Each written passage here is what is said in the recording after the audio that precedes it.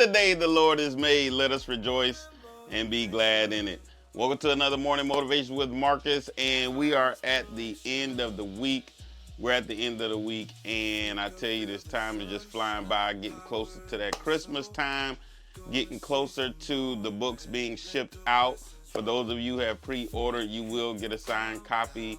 You will get the initial copy.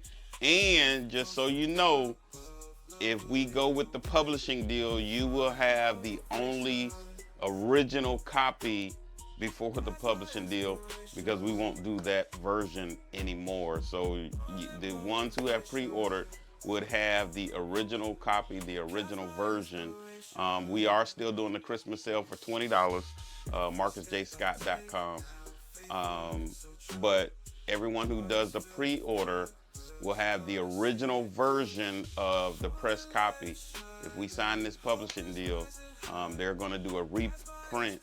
The IBN is going to be different, the barcode number, and some of the content may change. Not a whole lot. But those of you who have pre-ordered would have that very, very first copy ever. All right. So with that said, I want to read another excerpt from the book today. We're still in chapter 2, Samson and Delilah's. Samson and Delilah's. I read some of this to you before. Let's start here. One day, my drill sergeant called me into his office to discuss my future. I had been praying, but was it enough? What if I get held back? What if I get kicked out for honorable discharge? I'd be labeled a failure, and then no one would hire me. Maybe I should just resign. Wait, I can't resign. I was expecting my drill sergeant to confirm all the negative thoughts I had about myself. I knew I wasn't making it. I knew I was about to be sent home. Airman Scott, my drill sergeant began, you're the best in your class, and you have a great career ahead of you. It was a conversation that forever changed me, because that meeting began with a pivotal question.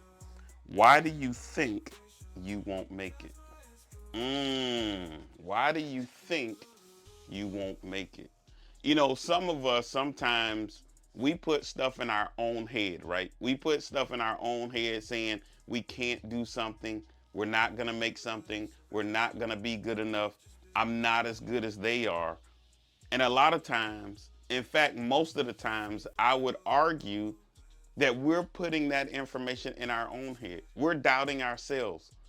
We're doubting the possibilities. We're not seeing further than what we're thinking about. We're not comprehending any of our positive attributes about our own self.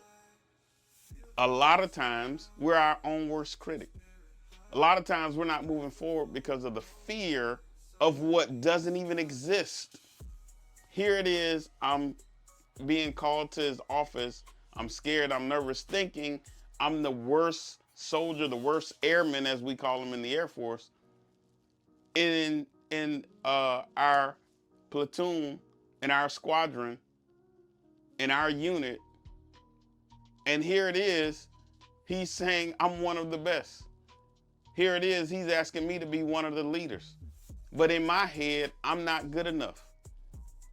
And that didn't stop, or doesn't stop, when I'm 20 years old at the time.